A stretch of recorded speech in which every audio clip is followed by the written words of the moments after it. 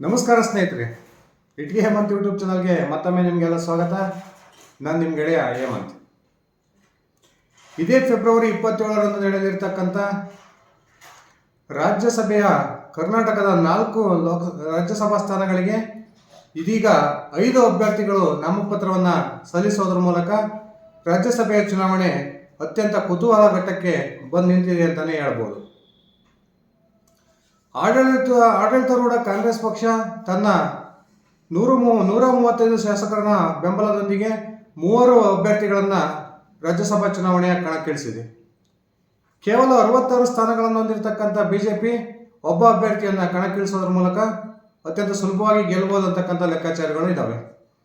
ಆದರೆ ಇದೀಗ ಈ ರಾಜ್ಯಸಭಾ ಚುನಾವಣೆಗೆ ಕರ್ನಾಟಕದಲ್ಲಿ ಬಹುದೊಡ್ಡ ಟ್ವಿಸ್ಟ್ ಸಿಕ್ಕಿದ್ದು ಬಿಜೆಪಿ ಜೆಡಿಎಸ್ ಮೈತ್ರಿಕೂಟದ ಅಭ್ಯರ್ಥಿಯಾಗಿ ಕುಪೇಂದ್ರ ರೆಡ್ಡಿ ಅವರು ನಾಮಪತ್ರ ಸಲ್ಲಿಸಿದ ನಂತರ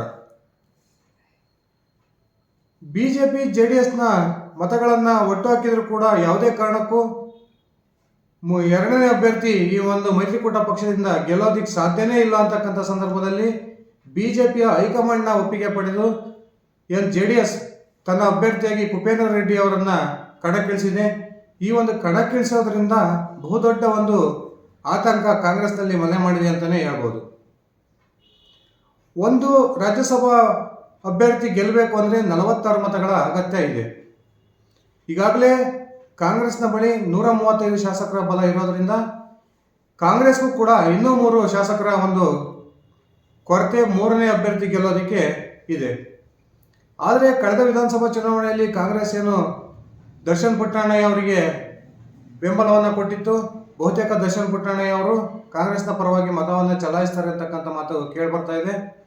ಅದೇ ರೀತಿ ಮತ್ತೊಬ್ಬರು ಗೌರಿಬಿದನೂರಿನ ಶಾಸಕ ಪುಟ್ಟಸ್ವಾಮಿ ಗೌಡ ಅವರು ಕೂಡ ಬಹುತೇಕ ಕಾಂಗ್ರೆಸ್ಗೆ ಮತ ಹಾಕ್ಬೋದು ಅಂತಕ್ಕಂಥ ಲೆಕ್ಕಾಚಾರದಲ್ಲಿ ಕಾಂಗ್ರೆಸ್ ನಾಯಕರಿದ್ದಾರೆ. ಆದರೆ ಇನ್ನೂ ಕೂಡ ಪುಟ್ಟಸ್ವಾಮಿ ಗೌಡ ಅವರು ಯಾವುದೇ ರೀತಿಯ ಒಂದು ನಿರ್ಧಾರಕ್ಕೆ ಬಂದಿಲ್ಲ ಅಂತ ಮಾಹಿತಿಗಳು ಬರ್ತಾ ಇದ್ದಾವೆ. ಇನ್ನೊಬ್ಬರು ದಾವಣಗೆರೆಯ ಹರಪನಹಳ್ಳಿ ಶಾಸಕಿ ಲತಾ ಮಲ್ಲಿಕಾರ್ಜುನ್ ಅವರು ಈಗಾಗಲೇ ಪಕ್ಷೇತರ ಅಭ್ಯರ್ಥಿಯಾಗಿ ಗೆದ್ದು ಕಾಂಗ್ರೆಸ್ಗೆ ಬೆಂಬಲವನ್ನು ಘೋಷಣೆ ಮಾಡಿದ್ದಾರೆ. ಈ ಒಂದು ಮತ ಕೂಡ ಕಾಂಗ್ರೆಸ್ಗೆ ಬರ್ಬೋದು ಅಂತಕ್ಕಂಥ ಒಂದು ನಿರೀಕ್ಷೆಯಲ್ಲಿ ಕಾಂಗ್ರೆಸ್ ನಾಯಕರಿದ್ದಾರೆ. ಈ 3 ಪಕ್ಷೇತರ ಅಭ್ಯರ್ಥಿಗಳು ಒಂದು ವೇಳೆ ಕಾಂಗ್ರೆಸ್ಗೆ ತಮ್ಮ ಮತವನ್ನು ಚಲಾಯಿಸಿದ್ದೇ ಆದರೆ ಅತ್ಯಂತ ಸುಲಭವಾಗಿ ಕಾಂಗ್ರೆಸ್ 3 ಸ್ಥಾನಗಳನ್ನು ಗೆಲ್ಲಬಹುದು. ಆದರೆ ಇದೀಗ ಬಿಜೆಪಿ ಜೆಡಿಎಸ್ ಮೈತ್ರಿಕೂಟದ 2ನೇ ಅಭ್ಯರ್ಥಿಯಾಗಿ ರಾಜ್ಯಸಭಾ ಚುನಾವಣೆಗೆ 5ನೇ ಒಂದು ಅಭ್ಯರ್ಥಿಯಾಗಿ ನಾಮಪತ್ರವನ್ನು ಸಲ್ಲಿಸಿರ್ತಕ್ಕಂಥ ಕುಪೇಂದ್ರ ರೆಡ್ಡಿ ಅವರ ಲೆಕ್ಕಾಚಾರನೇ ಬೇರೆ ಇದೆ. ಕುಪೇಂದ್ರ ರೆಡ್ಡಿ ಅವರನ್ನ ನಿನ್ನೆ ಮಾಧ್ಯಮಗಳು ಮಾತನಾಡಿಸಿದಂಥ ಸಂದರ್ಭದಲ್ಲಿ ನಾನು ನಮ್ಮ 2 ಪಕ್ಷದ ವರಿಷ್ಠರ ಒಂದು ಒತ್ತಾಯದ ಮೇರೆಗೆ ನಾಮಪತ್ರವನ್ನು ಸಲ್ಲಿಸ್ತಾ ಇದ್ದೀನಿ. ಖಂಡಿತವಾಗ್ಲೂ ವರಿಷ್ಠರು ನನಗೆ ನಾಮಪತ್ರ ಸಲ್ಲಿಸೋದಕ್ಕೆ ಸೂಚನೆ ಕೊಟ್ಟಿದ್ದಾರೆ ಅಂದರೆ ಅವರು ಯಾವುದೇ ಬೇರೆ ರೀತಿಯ ಒಂದು ಯೋಜನೆಯನ್ನು ಮಾಡಿರ್ತಾರೆ.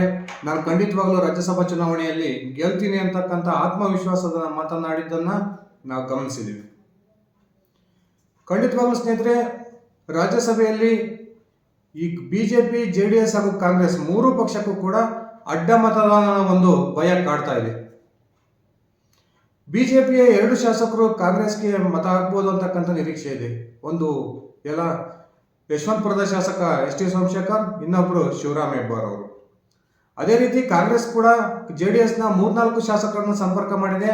ಆ 3-4 ಶಾಸಕರು ರಾಜ್ಯಸಭಾ ಚುನಾವಣೆಯಲ್ಲಿ ಕಾಂಗ್ರೆಸ್ಗೆ ಮತ ಹಾಕ್ತಾರೆ ಅಂತಕ್ಕಂಥ ಮಾತುಗಳು ಕೇಳಿ ಬರ್ತಿದ್ದಾವೆ.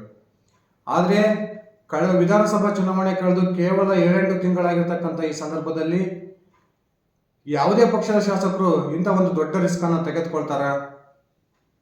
ಸಾಧ್ಯತೆಗಳು ಕಡಿಮೆ. ಆದರೂ ಕೂಡ ರಾಜಕಾರಣದಲ್ಲಿ ಯಾವುದೂ ಅಸಾಧ್ಯ ಅಲ್ಲ. ಏನು ರಾಜ್ಯಸಭಾ ಚುನಾವಣೆ ಗುಪ್ತ ಮತದಾನ ಆಗಿರೋದಿಲ್ಲ. ಪಕ್ಷ ಯಾರನ್ನ ನೇಮಿಸಿರುತ್ತೋ ಆ ಏಜೆಂಟ್ರಿಗೆ ತಮ್ಮ ಓಟನ್ನು ತೋರಿಸಿ ಆಮೇಲೆ ಚಲಾವಣೆ ಮಾಡಬೇಕಾಗುತ್ತೆ ಪ್ರತಿಯೊಬ್ಬ ಶಾಸಕ. ಇಂಥ ಸಂದರ್ಭದಲ್ಲೂ ಕೂಡ ತನ್ನ ಪಕ್ಷದ ವಿರುದ್ಧವೇ ವಿಪ್ಪನ್ನು ಉಲ್ಲಂಘನೆ ಮಾಡಿ ಅಡ್ಡ ಮತದಾನವನ್ನು ಮಾಡ್ತಕ್ಕಂಥ ಒಂದು ಧೈರ್ಯವನ್ನು ಶಾಸಕರು ಮಾಡ್ತಾರಾ? ಮಾಡೋದಕ್ಕೆ ಸಾಧ್ಯನಾ? ಹೌದು, ಮಾಡಬಹುದು ಸ್ನೇಹಿತರೆ, ಇಲ್ಲ ಅಂತೇನಲ್ಲ. ಏನು ಕಾಂಗ್ರೆಸ್ 3-4 ಜನ ಜೆಡಿಎಸ್ನ MLAಗಳು ನಮಗೆ ಓಟ್ ಹಾಕ್ತಾರೆ ಅಂತ ನಂಬಿದೆ. ಬಿಜೆಪಿಯ ಶಿವರಾಮ್ ಹೆಬ್ಬಾರ್ ಹಾಗೂ ಎಸ್ ಟಿ ಸೋಮಶೇಖರ್ ನಮಗೆ ಓಟ್ ಹಾಕುತ್ತೆ ಅಂತ ಒಂದು ನಂಬಿಕೆಯನ್ನು ಇಟ್ಕೊಂಡಿದೆ. ಈ ಮೂಲಕ ಅತ್ಯಂತ ಸುಲಭವಾಗಿ 3 ರಾಜ್ಯಸಭಾ ಸ್ಥಾನಗಳನ್ನು ನಾವು ಗೆಲ್ಬೋದು ಅಂತಕ್ಕಂಥ ನಿರೀಕ್ಷೆಯಲ್ಲಿದೆ. ಆದರೆ ಕಾಂಗ್ರೆಸ್ ಹಾಗೂ JDS ಹಾಗೂ ಬಿಜೆಪಿ ಕೂಡ ತಮ್ಮದೇ ಆದಂತಹ ಪ್ರತಿತಂತ್ರವನ್ನ ಮಾಡಿದಾವೆ ಅಂತಕ್ಕಂಥ ಮಾತುಗಳು ಕೇಳಿ ಬರ್ತಾ ಇದ್ದಾವೆ. ಈಗಾಗಲೇ ರಾಜ್ಯದ ಕಾಂಗ್ರೆಸ್ನಲ್ಲಿ ಎಲ್ಲವೂ ಕೂಡ ಸರಿಯಾಗಿಲ್ಲ ಅಂತಕ್ಕಂಥ ಮಾತುಗಳು ಪದೇ ಪದೇ ರಾಜಕೀಯ ವಲಯದಲ್ಲಿ ಕೇಳಿ ಬರ್ತಿರ್ತಕ್ಕಂಥ ಈ ಸಂದರ್ಭದಲ್ಲಿ ಕಾಂಗ್ರೆಸ್ ಕೂಡ 7ರಿಂದ 8 ಶಾಸಕರ ಮೇಲೆ ಅನುಮಾನವನ್ನ ಹೊಂದಿದೆ.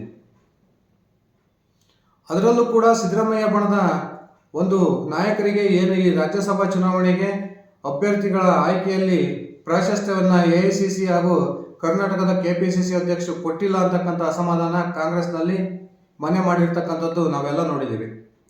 ಇಂಥ ಸಂದರ್ಭದಲ್ಲಿ ಬಹುತೇಕ ಕಾಂಗ್ರೆಸ್ನ ಒಂದು ಗುಂಪು ಬಿಜೆಪಿ JDSನ ಮೈತ್ರಿಕೂಟದ 2ನೇ ಅಭ್ಯರ್ಥಿಯಾಗಿರ್ತಕ್ಕಂಥ ಕುಪೇಂದ್ರ ರೆಡ್ಡಿ ಅವರಿಗೆ ಮತವನ್ನ ಚಲಾಯಿಸಬಹುದು ಅಂತಕ್ಕಂಥ ನಿರೀಕ್ಷೆ ಇದೆ. ಕಾಂಗ್ರೆಸ್ ಕೂಡ ತನ್ನ 7-8 ಶಾಸಕರ ಮೇಲೆ ಅನುಮಾನ ಹೊಂದಿದೆ ಅಂತ ನಾನು ಹೇಳಿದೆ. ಆ 7-8 ಶಾಸಕರು ಯಾರು ಅಂತ ನೋಡೋದಾದ್ರೆ, ಮೊದಲನೇದಾಗಿ ಸರ್ಕಾರದ ವಿರುದ್ಧ ಪದೇ ಪದೇ ಗುಡುಕ್ತಾ ಇರತಕ್ಕಂಥ ಮಧ್ಯ ಕರ್ನಾಟಕದ ದೊರೆ ಶಾಮನೂರು ಶಿವಶಂಕರಪ್ಪನವರು, ಹಾಗೇನೆ ಅನುದಾನದ ವಿಚಾರದಲ್ಲಿರ್ಬೋದು, ನಿಗಮ ಮಂಡಳಿಯಲ್ಲಿ ಸ್ಥಾನಮಾನದ ವಿಚಾರದಲ್ಲಿರ್ಬೋದು ಸರ್ಕಾರದ ಮೇಲೆ ತನ್ನ ಬೇಸರವನ್ನು ವ್ಯಕ್ತಪಡಿಸ್ತಾ ಇರತಕ್ಕಂಥ ಬಸವರಾಜ ರಾಯರೆಡ್ಡಿ ಅವರು ಇರ್ಬೋದು. ಅದೇ ರೀತಿ ಪದೇ ಪದೇ ಸರ್ಕಾರದ ವಿರುದ್ಧ ಸ್ವಪಕ್ಷದವರೇ ಆಗಿರ್ತಕ್ಕಂಥ ರಾಜು ಕಾಗೆ ಅವರೇನು ವಾಗ್ದಾಳಿಯನ್ನು ನಡೆಸ್ತಿದ್ದಾರೆ. ರಾಜು ಕಾಗೆ ಅವರ ಮೇಲೂ ಕೂಡ ಕಾಂಗ್ರೆಸ್ಗೆ ಅನುಮಾನ ಇದೆ ಅಂತಕ್ಕಂಥ ಮಾಹಿತಿಗಳಿದ್ದಾವೆ.